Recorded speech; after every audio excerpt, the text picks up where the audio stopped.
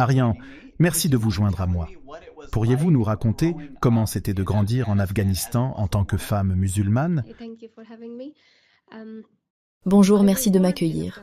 Je suis née en Afghanistan pendant la guerre, en 1987. À cette époque, le pays traversait une guerre civile. Je pourrais rentrer dans les détails, mais la situation était difficile. Il y avait beaucoup de coupures de courant, pas d'électricité. Nous avons dû migrer au Pakistan. Nous pensions que ça ne durerait que quelques mois avant de revenir. Mais ça n'a pas été le cas, car beaucoup de gens sont venus en Afghanistan pour le djihad, pensant que c'était une guerre sainte.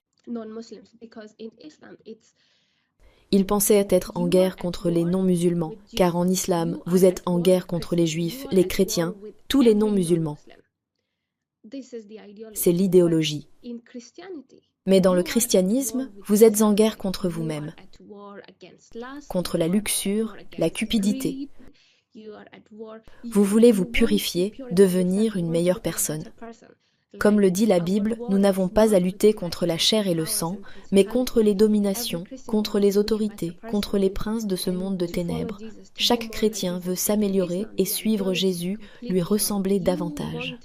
Mais en islam, l'idéologie est complètement erronée. Vous voulez vous débarrasser de tous les autres, l'islam doit régner partout. Donc oui, beaucoup sont venus combattre et la situation était horrible. Ce n'était pas un bon endroit où être. C'est pourquoi nous avons fui. Nous sommes restés au Pakistan, pensant chaque mois revenir. Mais ça a duré de nombreuses années. La ville où nous sommes allés était minuscule. Il y avait une mosquée à chaque coin de rue. Et les gens étaient très religieux. Pas de cinéma ni de parc. Les gens pratiquaient la religion, c'était la meilleure et la seule activité extrascolaire qu'ils avaient. Tout le monde était donc très religieux. Le ramadan était célébré et tous allaient prier. C'était donc une ville à l'esprit très étroit et strictement religieuse. Si je sortais, je devais me couvrir complètement, car tout le monde le faisait. Sinon, vous étiez mis à l'écart. Donc tout le monde s'y pliait. C'est la ville très strictement religieuse dans laquelle j'ai grandi. Comment cette attitude que tout le monde est un ennemi affecte-t-elle les gens? Corrigez-moi si je me trompe, mais je crois comprendre qu'une des raisons de cet état d'esprit d'annihiler tous les autres est qu'ils pensent que lorsque tous les Juifs seront tués, cela permettra au Messie de revenir. Est-ce vrai? En fait, en islam, ils disent croire en Jésus. Ils affirment que c'est un prophète, etc. Mais leur conception est très différente. Ils pensent que Jésus était un prophète très gentil, mais faible, qui est venu et a été tué par les Juifs. Donc maintenant, les Juifs sont maudits et nous devons nous débarrasser d'eux car Dieu les déteste vu qu'ils ont tué un prophète. Donc, que devez-vous faire? Suivre l'islam. C'est la meilleure et la seule religion qui vous mènera au paradis. Les chrétiens sont tous fous car ils pensent que Jésus était le Fils de Dieu. Donc, ne les écoutez pas. Il n'y a qu'un seul Dieu et vous devez le suivre. Voilà pourquoi ils haïssent tout le monde. Ils attendent, pensent que Jésus reviendra. Ils nient complètement sa résurrection et sa mort. Le concept de grâce, toute l'œuvre que Jésus a accomplie, tout cela ne compte pas. Ce concept n'existe pas. J'ai dû lire et rechercher longtemps avant de découvrir ce que cela signifie vraiment. Ils ont enlevé la grâce et l'ont fait passer pour vraiment faible. Ils pensent que quand il reviendra, ce sera pour se marier, car la dernière fois qu'il a vécu sur terre, il n'a pas passé un bon moment. Donc maintenant, il va revenir se marier et ensuite régner. Voilà leur idéologie. Oui, j'ai entendu beaucoup de musulmans réfuter cela, niant que Jésus soit mort, soit Dieu fait chair, etc. C'est intéressant. Vu votre expérience, ayant vécu une vie dans l'islam et une vie dans le christianisme, y a-t-il des différences dans votre vécu?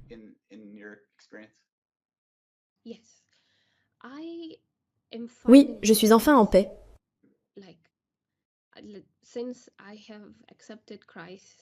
Depuis que j'ai accepté Christ et suis devenue chrétienne, je suis libre.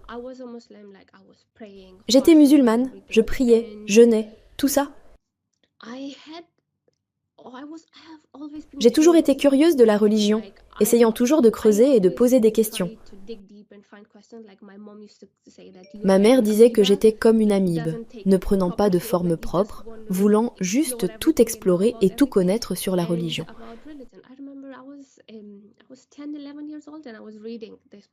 Je me souviens avoir lu ce livre islamique à 10 ou 11 ans, où il était écrit que pas une feuille ne bouge sans la permission de Dieu. Je me suis dit, si une feuille ne peut bouger sans sa permission, alors toutes ces guerres, ces meurtres, tout cela arrive car Dieu l'a voulu.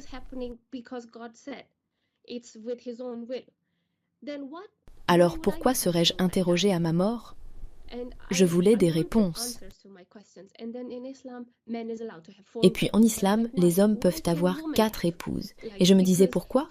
Pourquoi les femmes ne peuvent pas ? Car quand vous êtes enfant, vous jouez toujours garçon contre fille, pensant être tous égaux et les meilleurs. J'ai commencé à lire de plus en plus le Coran et j'ai appris que la femme n'est rien. C'est écrit qu'un homme peut battre sa femme. Maintenant, ils ajoutent, entre parenthèses, légèrement. Mais Dieu n'a pas dit cela, c'est un ajout. C'est pourquoi c'est entre parenthèses, car Dieu a donné la permission de battre la femme. Donc les hommes peuvent battre autant qu'ils veulent. Si Dieu permet la charité, certains donneront 10 livres, d'autres 1000 livres, selon ce qu'ils ont. Maintenant, Dieu permet aux hommes de battre leurs femmes. Certains donneront une gifle, d'autres prendront une ceinture pour la battre, car c'est permis. Il n'y a pas de limite. Cela met les femmes dans une position très précaire et dangereuse. Vous n'avez pas les droits fondamentaux. Vous n'êtes même pas considéré comme égal. Le témoignage d'une femme vaut moitié moins que celui d'un homme. Donc, 2 femmes témoins équivalent à un homme. Pour l'héritage, les hommes reçoivent une part, les femmes une demi-part. Si c'est un frère et une sœur, elle recevra la moitié de lui. Donc tout a été enlevé aux femmes. En est-il toujours ainsi de nos jours? Oui, les gens le suivent encore aujourd'hui. On dirait que vous étiez une chercheuse depuis le début. Vous n'acceptiez pas juste les choses comme étant normales. Quand ces doutes sont-ils devenus assez grands pour que vous commenciez à chercher la vérité? À 16 ans, j'écoutais le docteur Zakir Naik. Je ne sais pas si vous avez entendu son nom. Il est très célèbre en Asie, passait tout le temps à la télé. Il parlait de Jésus revenant.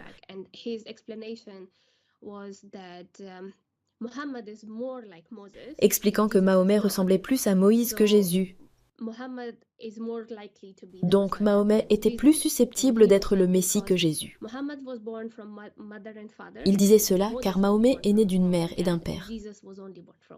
Moïse aussi, alors que Jésus est né seulement d'une mère.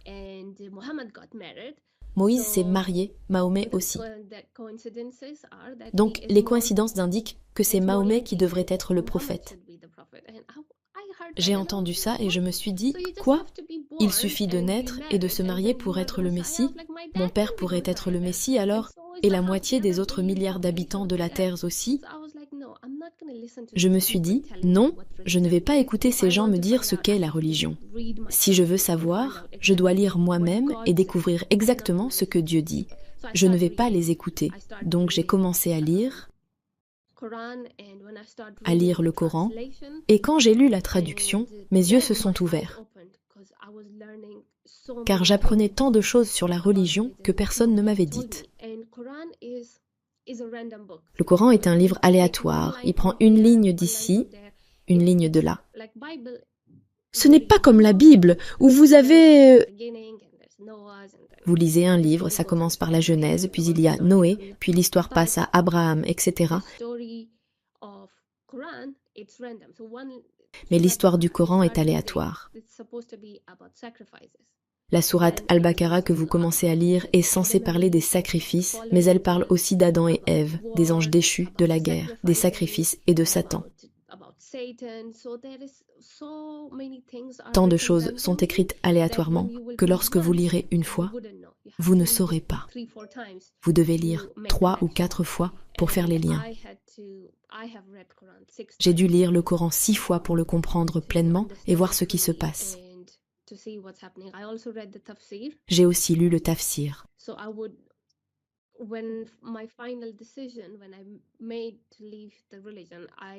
Quand j'ai finalement décidé de quitter la religion, je ne voulais pas que ce soit juste à cause de sentiments ou d'émotions.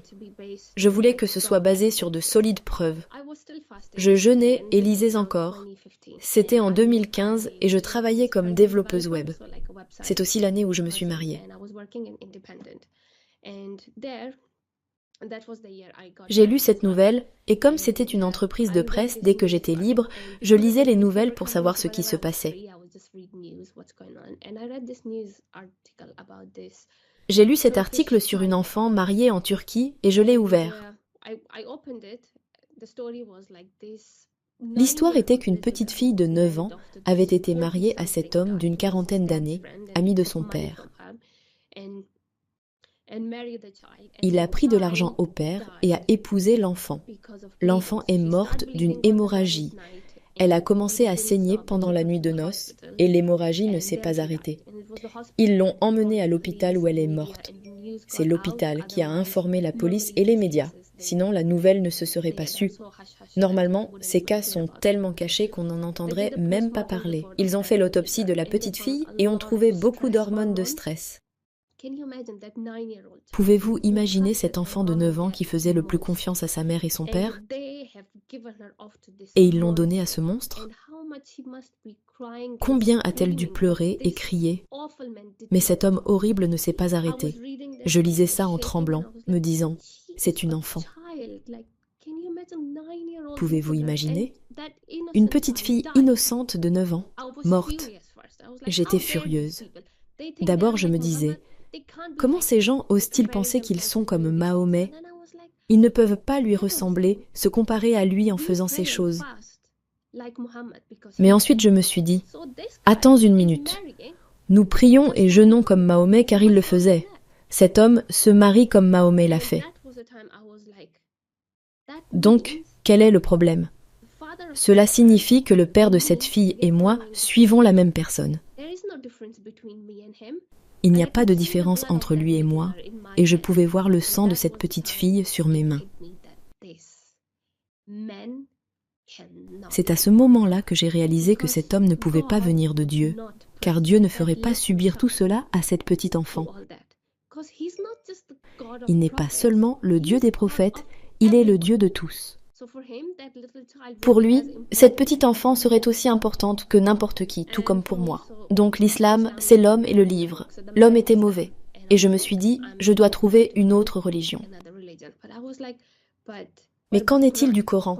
Car l'islam prétend que c'est le livre de Dieu. Dieu a écrit ce livre et en est l'auteur. Et je le lisais beaucoup.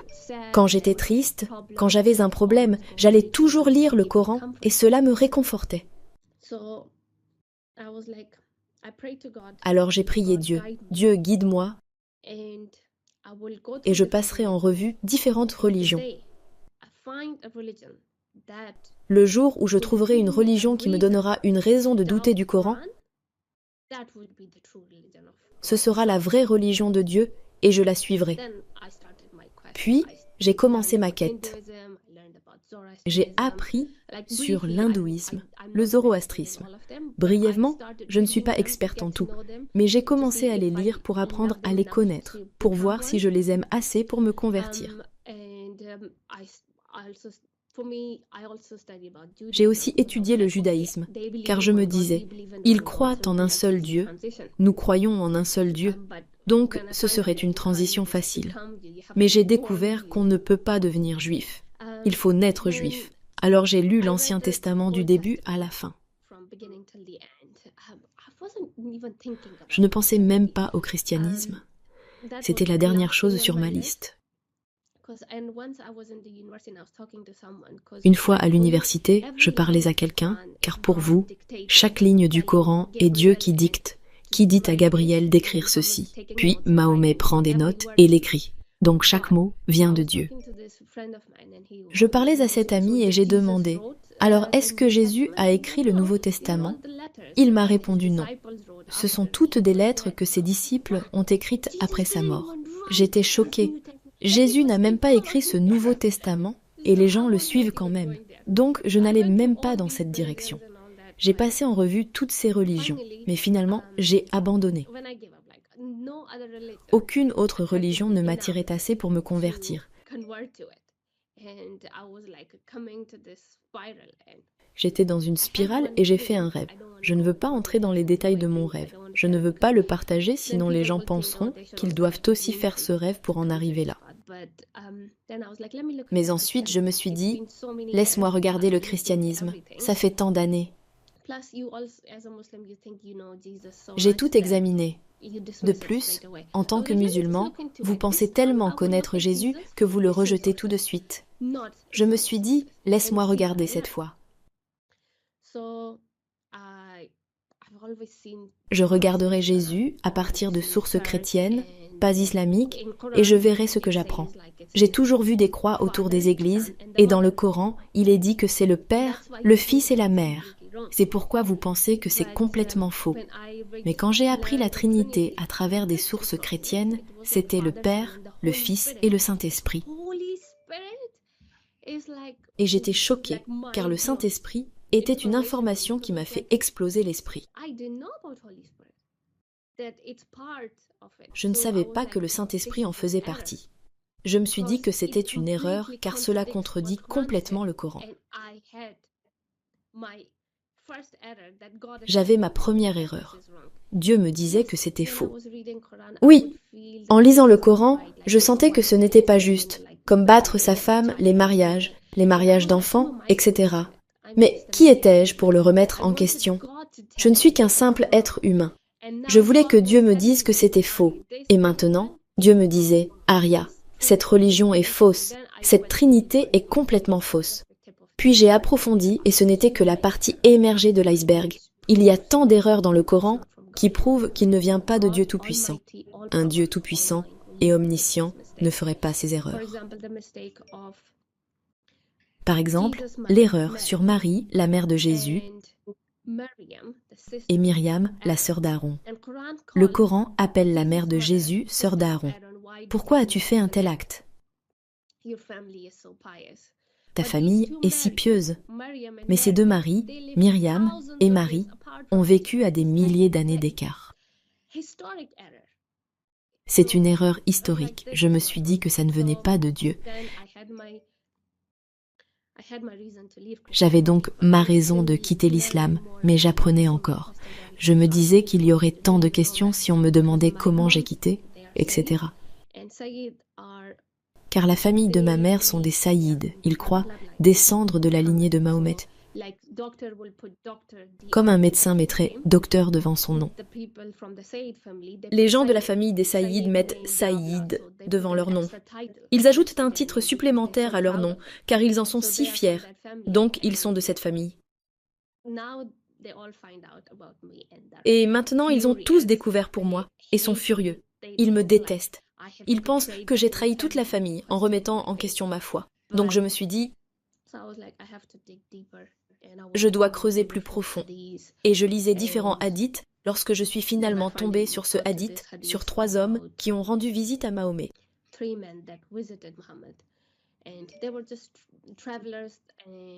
C'étaient juste des voyageurs et ils sont tombés malades.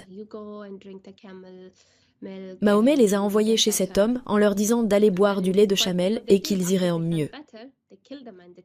Mais ce qu'ils ont fait après s'être sentis mieux, ils l'ont tué et ont pris son chameau pour s'enfuir. Mais les hommes de Mahomet les ont attrapés et les ont amenés à lui pour le jugement. Je lisais ça en me demandant ce qu'il allait leur faire. Allait-il leur faire la morale pour qu'ils deviennent de bonnes personnes ou allait-il les tuer? Mais ils ont tué un homme et ils sont 3, donc ce ne serait pas juste. Je me demandais ce qu'il allait faire. Et il a dit, coupez-leur un bras et une jambe du côté opposé, mettez un fer chaud dans leurs yeux, laissez-les dans un endroit chaud. Harara signifie chaud en arabe, pour qu'ils meurent. Et c'est à ce moment-là que j'ai commencé à suffoquer, me disant « Oh mon Dieu, je ne pouvais plus respirer. » Je me suis dit « Ça ne vient pas de Dieu. Il m'a fallu 26 ans pour découvrir ce hadith. » Et si Jésus avait fait quelque chose comme ça? Alors je me suis dit, découvrons si Jésus a persécuté quelqu'un. Et l'histoire de la femme adultère m'est venue à l'esprit. Je peux raconter l'histoire, mais vous la connaissez déjà. Exactement. Juste la grâce de Jésus comparée à la brutalité de Mahomet. Et c'est une des choses qui me vient souvent à l'esprit. Je pense que lorsque j'ai eu des conversations avec des musulmans, essayant de leur faire partager mes opinions comme eux veulent me faire partager les leurs, pourquoi ne comparons-nous pas les vies? La vie de Mahomet, avec ses esclaves sexuels, son mariage avec une fille, une vraie petite fille,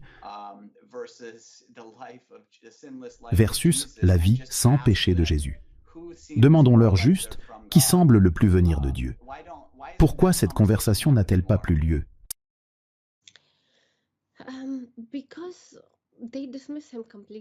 Parce qu'ils le rejettent complètement, ils rejettent sa grâce, son sacrifice. Quand j'ai décidé pour la première fois d'être chrétienne, je pensais que j'allais brûler en enfer pour avoir accepté la Trinité, car je disais qu'il y avait plus d'un Dieu. Mais je me suis dit, si suivre Jésus m'emmène en enfer, je suis heureuse d'aller en enfer. Mais je ne vais pas suivre ce Mahomet maléfique, je ne veux même pas de son paradis. Le paradis est rempli de ces femmes vierges, les houris. Leurs descriptions y sont. Je ne suis pas intéressée par ce paradis. Ça ressemble plus à un bordel, je ne veux pas en faire partie. Je pense que le christianisme repose sur l'amour du Christ, sa grâce et son sacrifice, mais l'islam repose sur l'amour des femmes, car vous aurez 4 épouses, puis 72 vierges. Et ces houris sont une créature que Dieu a créée, qui redeviendra vierge chaque nuit. Ils défloreront donc des vierges au paradis. Il y a des rivières d'alcool, de lait, de miel, etc. Pour moi, c'est trop. En tant que femme, je ne trouve pas ça intéressant. Mais pour les hommes, s'ils sont aveuglés par leur luxure, alors ils sont pour. Exactement. C'est beaucoup plus une justification de la luxure humaine qu'on y lit que ce qu'un Dieu saint instituerait. Et ces choses, quand on en est sorti ou quand on regarde de l'extérieur, sont assez claires. Même certaines erreurs dans le Coran. J'entends tout le temps des musulmans dire « Au fait, la Bible est corrompue ». Tout musulman va vous le dire dès le début. Paul a corrompu la foi, etc. Mais s'il y a bien une chose, la Bible a le plus de preuves de véracité que n'importe quel livre jamais écrit. Nous avons tant d'anciennes copies, contrairement au Coran. Si j'ai bien compris, il y avait un homme, je crois qu'il s'appelait Uthman. Oui. Et il a fait brûler des copies car il y avait tant de variations différentes. Donc pour moi, s'il y a bien quelque chose dont on peut se demander si ça a été changé, ce serait le Coran. Mais je veux revenir un peu sur quelque chose que vous avez mentionné, car c'est fascinant pour moi. Quelqu'un comme vous est très courageux d'avoir fait ce que vous avez fait. Que Dieu vous bénisse pour cela. Mais je veux aussi parler de la famille. Comment sont vos relations avec votre mère, votre famille et aussi votre mari? car vous avez dit que c'était à peu près à la même époque. De quelle religion est-il? Et comment réagit-il à tout cela?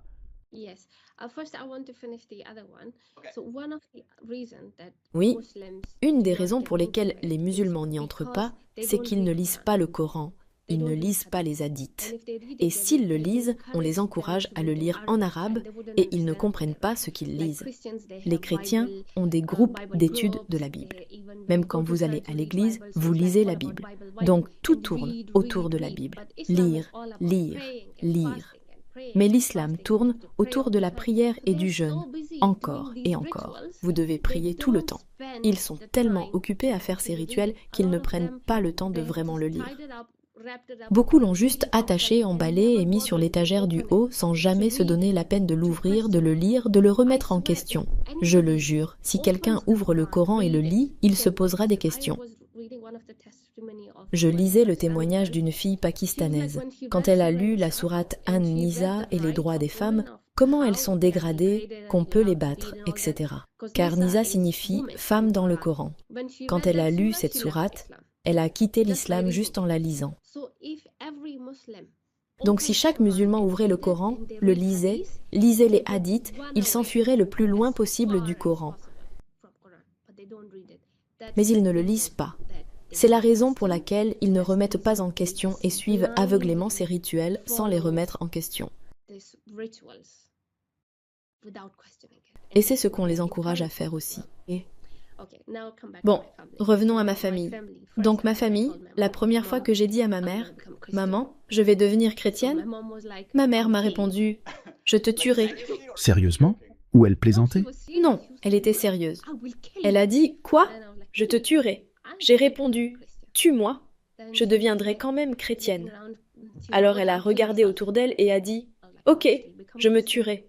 J'ai dit, « Je deviendrai quand même chrétienne, c'est ma foi et tu ne peux pas me forcer à être musulmane ». Nous avons eu beaucoup de discussions, de débats. Puis finalement, elle a abandonné. Elle a compris qu'on ne peut pas forcer la foi. Elle a abandonné et a dit, « Ok, deviens chrétienne après ma mort ». J'ai répondu, « Maman, et si je meurs? La vie n'est garantie à personne. Je n'ai pas de certificat disant que je vivrai plus longtemps que toi. Et si je me faisais renverser par une voiture demain et mourais? Donc je deviendrai chrétienne. » Puis elle a dit, « Ne le dis à personne. Ne le dis pas à la famille. » J'ai répondu, « Je vais le dire à mes amis et à tout le monde. » Elle a dit, « Ok, ne le dis pas à la famille alors. » J'ai dit, « Ok, mais maintenant c'est su, tout le monde sait, car si vous le dites à une personne, ça se sait. » Et j'ai aussi enregistré une vidéo qui a circulé. Et votre mari? Vous avez dit qu'à peu près à la même époque, vous vous êtes mariés. Oui, mon mari est d'Irak et vient d'une famille musulmane. Mes beaux-parents étaient très furieux. Au début, ils étaient très en colère. Ils n'arrivaient pas à y croire, car ils pensaient que si quelque chose de mal devait arriver, ils s'y attendaient de ta part. Ils disaient à mon mari, « On pensait que tu ferais quelque chose comme ça. » Mais elle était censée être l'innocente. Elle suivait tout. Comment a-t-elle pu se convertir? Mais mon mari n'est pas quelqu'un qui suivrait strictement la religion. Il est plus athée. Donc, il était d'accord. Il a dit, « Ok, si tu veux changer, lis tout et prends ta décision. Ne tombe pas aveuglément dans quoi que ce soit. Mais si tu as tout lu et pris ta décision, alors je ne vais pas te forcer à faire quoi que ce soit. » Mais ensuite, il a subi la pression de sa famille. Quelqu'un a dit, « Tu n'es pas assez fou de rage. Si j'étais toi, je l'aurais divorcé, etc. » Et il m'a dit, « Et si je divorçais de toi ?» J'ai répondu, « Vas-y, car je ne vais pas abandonner maintenant. J'ai pris ma décision. Si tu veux le faire, vas-y. » Mais c'est un homme bien et je remercie Dieu qu'il soit ouvert d'esprit. Il m'a accepté avec ma foi et tout. Et bien qu'il ne soit pas chrétien, il mène le combat avec moi. Il est avec moi et me protège. Car tout le monde pose cette question. Et le mari? Dieu merci. Je pense qu'avant dans ma vie, j'avais beaucoup de questions et de doutes. Mais maintenant, je sais que tout ce qui est arrivé dans ma vie Et tous ceux qui sont entrés dans ma vie faisaient partie de ce plan. C'était mon chemin. J'étais censée venir ici, me tenir ici, aujourd'hui. Chaque chemin m'a mené ici et chacun m'a aidé. Je suis reconnaissante qu'il m'ait soutenue. Absolument. Donc juste pour être sûr de comprendre, il n'est pas vraiment religieux, il n'est pas chrétien, n'adhère pas pleinement à l'islam, mais est un ardent partisan et protecteur de vous. C'est bien ça? Donc, en ce qui concerne les conseils pour un musulman qui regarde ceci et qui a peut-être des doutes, que diriez-vous à quelqu'un qui est ouvert à Jésus ou à ce qu'il devrait penser de l'islam? Mon seul conseil est d'aller lire les hadiths. Si vous voulez sortir rapidement de cette religion ou si vous voulez voir la réalité, alors allez lire les hadiths. Il y a du bon, du mauvais et du très mauvais dans les hadiths et vous vous enfuirez dans les collines. Le Dieu de la Bible est très différent d'Allah, car chaque commandement est très différent. Le Dieu de la Bible a fait un Adam, une Ève, et il dit de respecter tes parents, comme respecte ta mère et ton père. Il ne dit pas ton père et tes mères, mais l'islam dit que tu peux avoir 4 épouses. Donc si quelqu'un veut vraiment comprendre cette religion, plus vous apprenez à connaître Mahomet et Allah,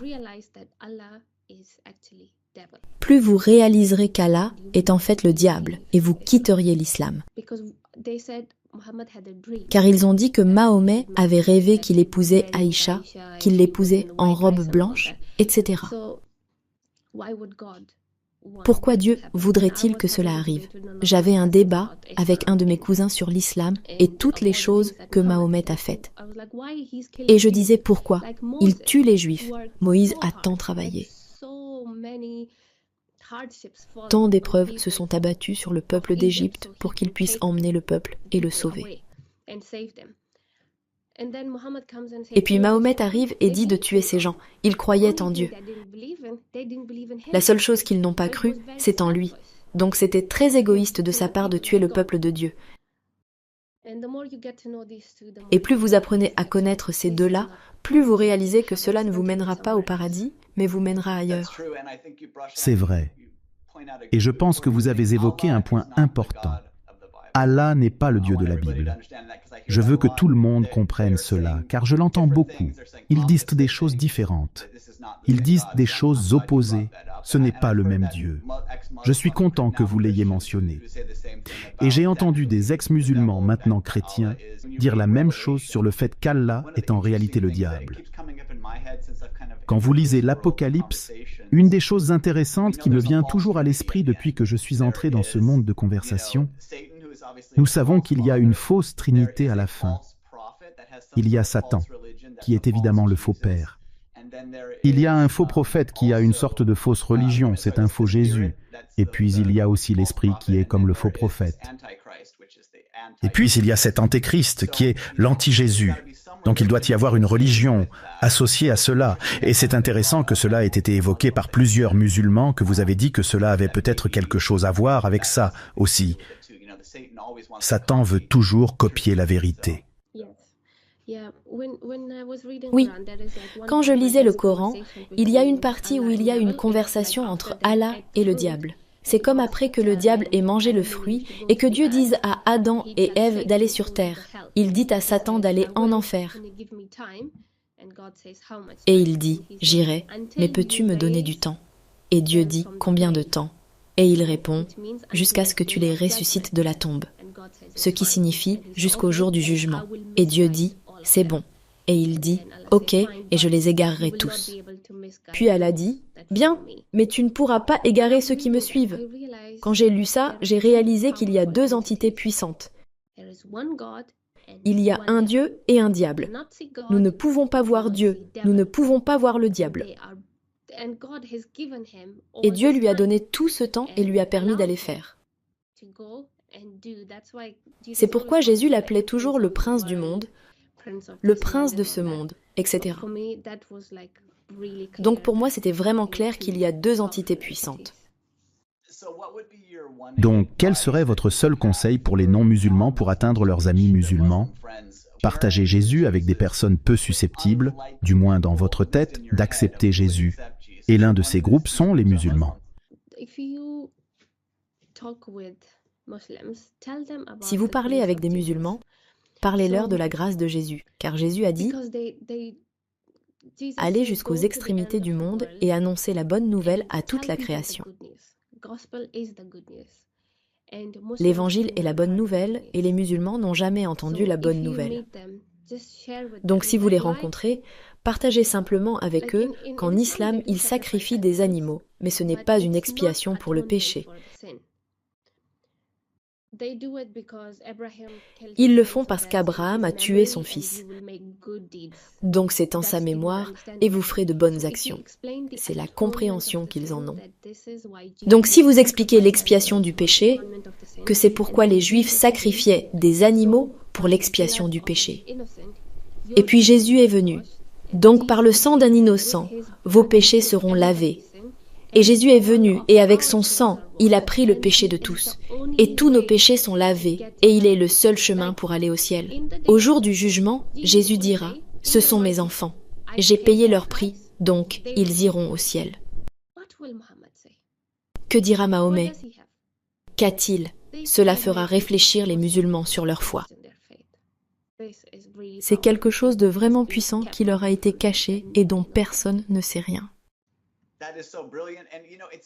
C'est tellement brillant et tellement vrai qu'il n'y a pas de repos car on ne sait jamais si on est assez bon en islam, car c'est une religion basée sur les œuvres. Donc c'est pour moi une question si importante à laquelle toute foi devrait répondre. Quand êtes-vous en règle avec Dieu et quand ne l'êtes-vous pas? Quand vous essayez constamment de travailler pour être assez bon. Ce doit être un endroit très précaire pour un musulman, je pense. Oui, ça l'est. Je me souviens avoir parlé à une de mes cousines qui disait être allée voir le mollah, le prêtre de la mosquée, et lui avoir demandé « J'ai tant d'amis chrétiens et juifs qui sont si gentils. Vont-ils aller au paradis ou pas ?» Et il a répondu « Je ne sais pas si moi j'irai au paradis, alors encore moins eux. » Oui, et c'est sur ça qu'il faut insister. Ce n'est pas comme toutes les autres religions du monde où vous travaillez pour être assez bon pour Dieu. La seule religion qui dit que c'est basé sur la grâce, qui dit non, je vais descendre vers vous et c'est à cause de mon amour, ma grâce et ma miséricorde. Et tout ce que vous avez à faire est de mettre votre confiance en moi et nous serons réconciliés. C'est vrai. C'est une grande différence. Quand je parlais, je me disais « Oui, oui, c'est ça, mais Jésus vous emmènera au ciel. Il est le chemin. » Mais ils ont du mal à l'accepter. Une fois, un musulman a laissé un commentaire sur mes vidéos en disant « D'accord, je lui ai expliqué la grâce et tout. » Et il a dit « Donc si Jésus a pris tous mes péchés, ça veut dire que je peux faire tous les péchés, que je peux y aller à fond et faire n'importe quoi, et je serai quand même pardonné. » Et ça doit aussi être expliqué qu'une fois que vous donnez votre vie à Jésus, vous devez être comme lui et vous repentir. Vous ne pouvez pas vivre dans le péché. Non, ça doit s'arrêter. Une fois que vous suivez Christ, c'est la fin de la ligne du péché. Vous serez une nouvelle création. Exactement, et c'est une bonne transition. À tous ceux qui regardent, s'il vous plaît, abonnez-vous à la chaîne d'Ariane. C'est A New Life Starts Here. Donc, nouvelle vie, non? Être né de nouveau en Jésus. Et je pense que vous avez raison. Une fois que nous donnons nos vies à Jésus, c'est à partir de là que nous montrons nos bonnes œuvres. Mais nous ne sommes pas... Nos bonnes œuvres ne nous rendent pas justes devant Dieu. Elles sont plutôt le fruit de l'esprit qui vient d'une gratitude pour le don que nous avons reçu en Jésus. Donc génial. Et félicitations au fait. Vous êtes presque à 1000 abonnés. Je suis sûr qu'au moment où cette vidéo sortira, vous aurez atteint les 1000. Y a-t-il autre chose que j'ai oublié et que vous vouliez partager? Je dirais juste, je m'excuse si j'ai blessé les sentiments de quelqu'un. Je ne suis pas contre les musulmans. Je pense juste que les musulmans sont les victimes et je risque ma vie en créant cette chaîne et tout ça. Mais je vous aime. Jésus vous aime et il veut vous sauver. C'est tout mon plan. Amen. Eh bien, Ariane, merci beaucoup pour votre cœur et pour vous être assise pour cette interview et que Dieu vous bénisse. Merci. Et merci de m'avoir reçu. C'était un plaisir de parler avec vous. Merci beaucoup.